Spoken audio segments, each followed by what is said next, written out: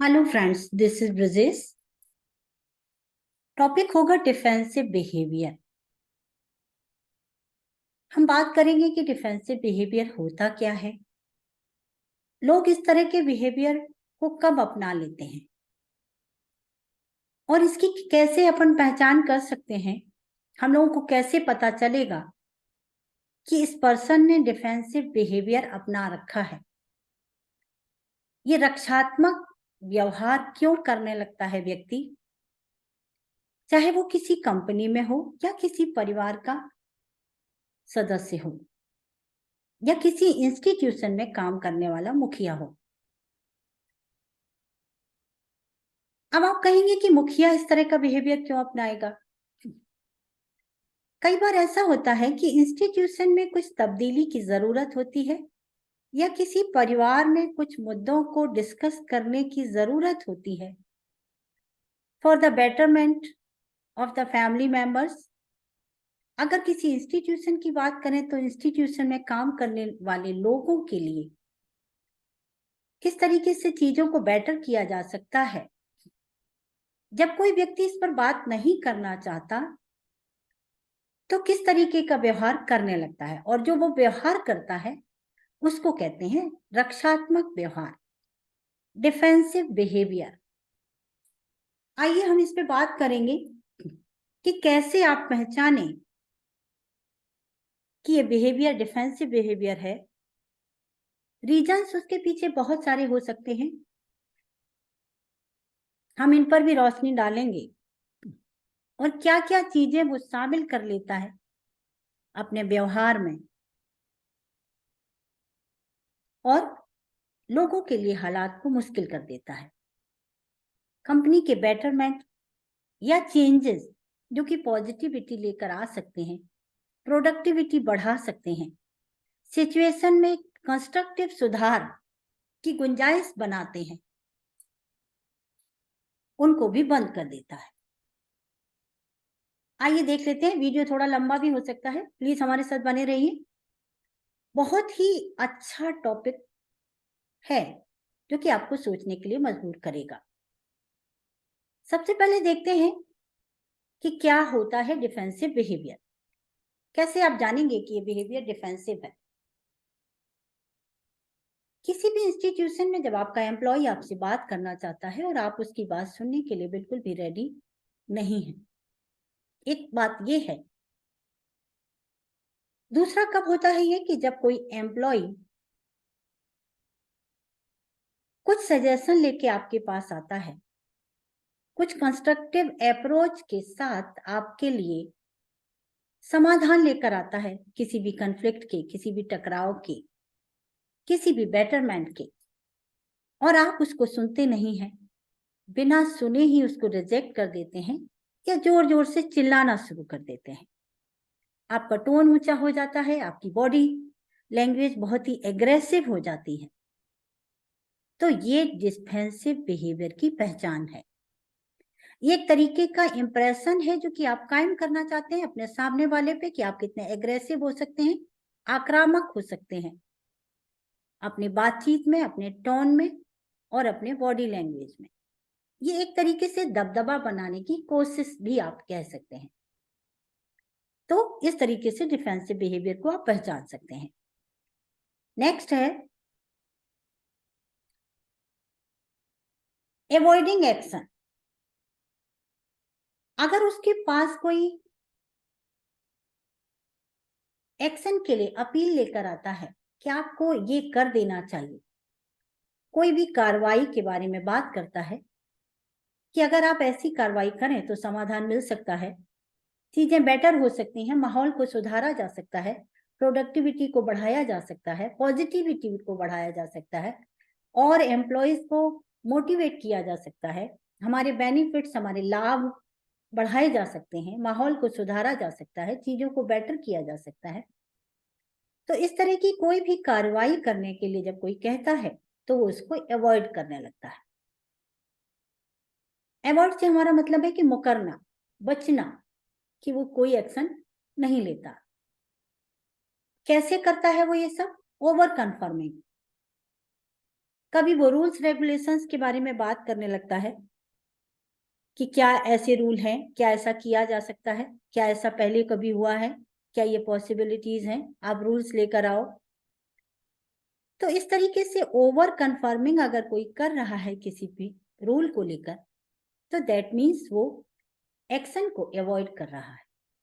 बक passing, ये बक passing क्या है? वो किसी भी ऐसे व्यक्ति की तलाश करता है जिस पर कि वो अपनी रिस्पॉन्सिबिलिटी को ट्रांसफर कर सके। एक कहावत है बलि का बकरा। वो अपने इंस्टीट्यूशन में एक बलि का बकरा ढूंढता है, एक व्यक्ति को ढूंढता है, एक एम्प्लॉय को ढूंढता है, जिसको कि बलि का बकरा बना के पेश करता है कि इसकी वजह से चीजें ठीक नहीं हो रही हैं। सर मिला के मैं ये कहना चाहती हूँ कि वो अपनी रिस्पॉन्सिबिलिटी को, अपनी जिम्मेदारी को स्थानांतरित कर देता है, अपनी जिम्मेदारी को किसी दूसरे के हवाले कर देता है कि ना ना मेरी वजह से नहीं, जस्ट बिकॉज ऑफ हिम, उसकी वजह से ऐसा हो रहा है, इसकी जिम्मेदारी मेरी नहीं है। प्लेइंग डम, और कई बार वो इस तरह की एक्टिंग करता है कि जैसे कि चीजें उसकी समझ में नहीं आ रही। वाकई में वो मूर्ख नहीं है, वो बहुत स्मार्ट है, वो चीजों को समझता है और प्रेजेंटेबली अपने आप को वो इस तरीके से प्रिटेंड करता है, इस तरीके से अपने आप को दिखाता है कि जैसे वो कंफ्यूज्ड है, उसकी समझ में नहीं आ रहा कि उसे क्या करना चाहिए, जबकि हकीकत इसके उलट है। वो बिल्कुल समझता है कि क्या करने से क्या हो सकता है, क्योंकि उसे करना नहीं है इसलिए वो इस तरह की बिहेवियर को दिखाता है। स्ट्रेचिंग, ऐसा व्यक्ति स्ट्रेचिंग भी करता है। स्ट्रेचिंग से मतलब है कि कोई भी व्यक्ति जो काम से बचना चाहता है, इम्प्लीमेंटेशन से बचना चाहता है, कार्रवाई करने से बचना चाहता है, एक हफ्ते के काम को एक महीने का काम बना देता है, एक दिन के काम को एक हफ्ते का काम बना देता है। क्योंकि उसे वो काम करना नहीं है इसलिए वो टाइम मांगता रहता है। हाँ देखता हूँ, करता हूँ, देखते हैं अगले महीने क्या कर सकता हूँ, देखता हूँ अगले वीक क्या कर सकता हूँ, 2-4 दिन में हो जाएगा, जबकि हकीकत में वो सिर्फ टाइम ले रहा होता है, उसे कार्रवाई से बचना है। स्टॉलिंग, स्टॉलिंग ही करता है वो। स्टॉलिंग से मेरा मतलब यहाँ पर है कि सार्वजनिक रूप से वो कभी भी समर्थन नहीं करता। समर्थन किस चीज का? नए इम्प्लीमेंटेशन का, नई बदलाव जो कि पॉजिटिविटी और प्रोडक्शन को बढ़ा सकते हैं, कंस्ट्रक्टिव तरीके से कंपनी के लिए अच्छाई या किसी परिवार के लिए सुखद स्थितियों को लाकर सामने रख सकते हैं, उन पर वो सार्वजनिक रूप से बात नहीं करता। सार्वजनिक रूप से सबके साथ मिल बैठकर अगर वो उस समस्या पर बात करेगा तो उसे इम्प्लीमेंट करना पड़ेगा, तो उसे कार्रवाई करनी पड़ेगी, जबकि वो इस सबसे बचना चाहता है। तो ये भी एक डिफेंसिव बिहेवियर का तरीका होता है। अवॉइडिंग ब्लेम, उसको कोई ब्लेम करे ये उसे पसंद नहीं, उस पर कोई अगर दोषारोपण करे तो वो इस चीज को बर्दाश्त नहीं करता। उसके लिए वो ये सारे ट्रिक्स अपनाता है। पहले वो ब्लफिंग स्टार्ट करता है। ब्लफिंग से मेरा मतलब है कि झांसा देना शुरू करता है, कुछ लोगों को अपने फेवर में करके बाकियों को मूर्ख बना के, एक की बुराई दूसरे से करके, एक की निगेटिव चीज दूसरे से निगेटिव करके लोगों को घुमाता है, झांसा देता है। चीजों को क्लियर कट बात करना शायद उसे पसंद नहीं है, क्योंकि वो उसके हित में नहीं है, वो उसके लाभ में नहीं है, इसलिए वो ब्लफिंग की तकनीक को अपनाता है, झांसा देना शुरू करता है, किसी और से कुछ और कहता है, किसी दूसरे मेंबर से कुछ और कहता है, तो इस तरीके से वो ब्लफिंग करना स्टार्ट कर देता है। प्लेइंग सेफ, खुद को सुरक्षित रखता है। वो कभी भी किसी भी चीज का ब्लेम आगे बढ़ के नहीं लेता कि हाँ ये मुझसे गलत हुआ, इन चीजों को ऐसे किया जाना चाहिए था, बेटरमेंट के लिए ये ऐसा संभव था जो कि मैं नहीं कर सका, अब मैं करने के लिए रेडी हूं।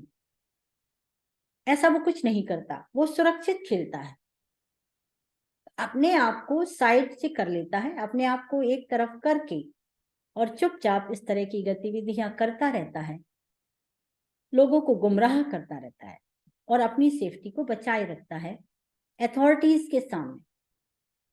जो निर्णय लेने के अधिकारी हैं, अधिकारियों के सामने, अथॉरिटीज के सामने, मैनेजमेंट के सामने सुरक्षित खेलता है।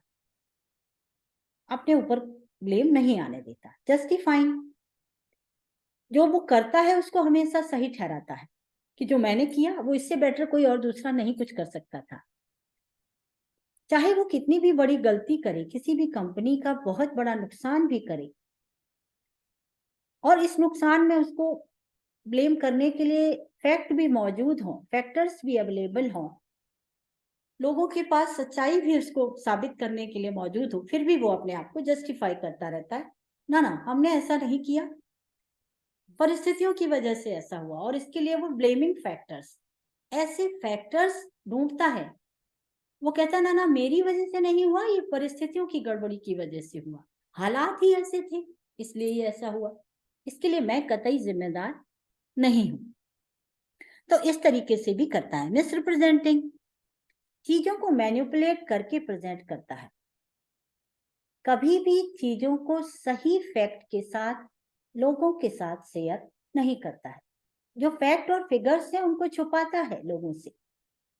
कारण क्या है? कारण वही है कि वो ब्लेम नहीं लेना चाहता, अवॉइड करता है ब्लेम को, और उसके लिए उसे मिसरिप्रेजेंट करना पड़ता है, दूसरी चीजों को प्रस्तुत करता रहता है। जब आप उससे किसी टॉपिक पर बात करेंगे तो वो दूसरे टॉपिक की बात करने लगेगा, और अगर दूसरे टॉपिक पर बात करेंगे तो वो अपनी बीमारी की बात करने लगेगा, अपने हालातों का रोना रोने लगेगा, क्योंकि वो चेंज नहीं करना चाहता।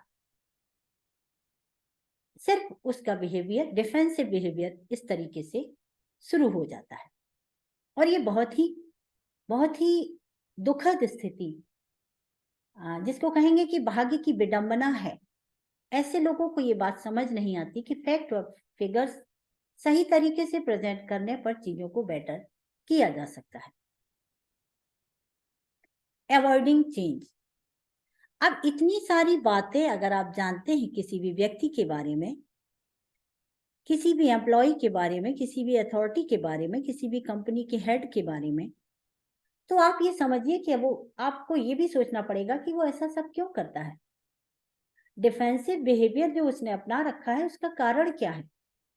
उसका एकमात्र कारण होता है स्वहित, सेल्फ प्रोटेक्शन एंड प्रिवेंशन। वो प्रिवेंट क्या करना चाहता है? वो रोकथाम करता है, लोगों को फैक्ट और फिगर पता ना लगे इसकी पूरी कोशिश करता है। कारण क्या है कि वो नहीं चाहता कि कोई भी चेंज आए जो कि बहुत ही थ्रेटनिंग हो। थ्रेटनिंग मीन्स ओवरऑल बदलाव लेकर आए, परिवर्तन लेकर आए, जिसमें और दूसरे किसी का हित शामिल हो सके, परिवार के बाकी लोगों को उनकी अहमियत, उनकी जगह मिल सके, उनका रिकॉग्निशन मिल सके, उनकी पहचान मिल सके, वो ये नहीं चाहता। इसीलिए वो प्रिवेंशन को भी फॉलो करने लगता है, रोकथाम रखता है, लोगों को रोकता है फैक्ट और फिगर्स के बारे में बात करने पर, लोगों को कनेक्ट होने से भी रोकथाम लगाता है। फिर वो चाहे अपने बिहेवियर से या अपने तौर तरीकों से, जिस तरीके से भी वो ऐसा कर पाता है वो करने की कोशिश करता है। तो रोकथाम करता है कि लोग आपस में बात कम करें, लोग फैक्ट और फिगर के बारे में बात ना करें, और वो जो कुछ भी कर रहा है भले ही वो उसको समझ रहे हो बट दूसरों को ना बताएं।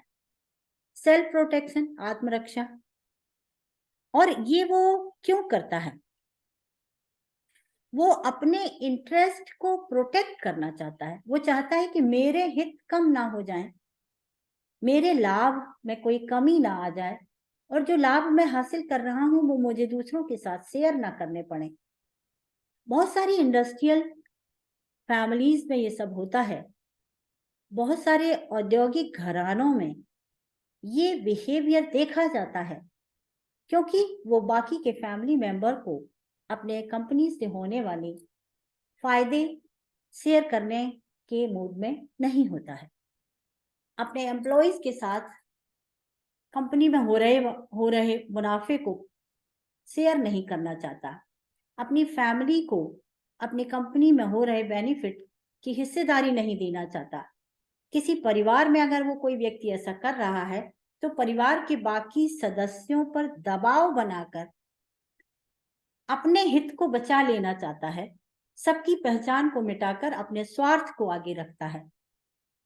तब ऐसी सिचुएशन बहुत ही दुखद होती है, ये कोई सुखद बात नहीं है।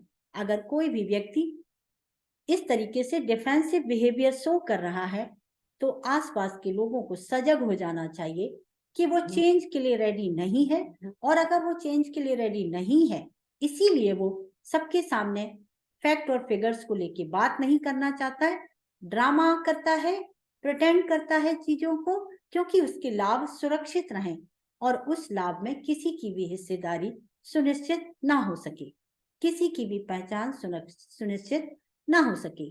बहुत सारे औद्योगिक घरानों में आप इस चीज को देख सकते हैं। थैंक्स फ्रेंड्स, मैं ब्रजेश मिश्रा आपके साथ थी, आपसे बात कर रही थी डिफेंसिव बिहेवियर को लेकर।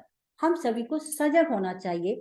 आज के समय में ये बहुत ही अजीब चीज लोगों में देखी जा रही है कि जब वो परिवर्तन को स्वीकार नहीं करना चाहते, जो कि उनके हित में नहीं है स्वीकार करना, इसलिए वो परिवर्तन को स्वीकार नहीं करते और ये दूसरों के लिए बहुत बड़ी परेशानी खड़ी कर देता है, उनकी खुद की पहचान की, उनकी खुद की रिस्पेक्ट की, उनकी खुद की एक अच्छे माहौल को खराब करने के लिए डिफेंसिव बिहेवियर बहुत हद तक जिम्मेदार है। अगर हमारी फैमिली में कोई ऐसा कर रहा है तो हमें उसके प्रति सतर्क होने की बहुत अधिक जरूरत है, या हमारी कंपनी में कोई ऐसा कर रहा है तो हमें उसके प्रति सतर्क होने की जरूरत है और अपना दिल दिमाग खोलकर उससे बात करने की जरूरत है। Thank you very much. मिलती हूँ मैं नेक्स्ट वीडियो में। Thank you.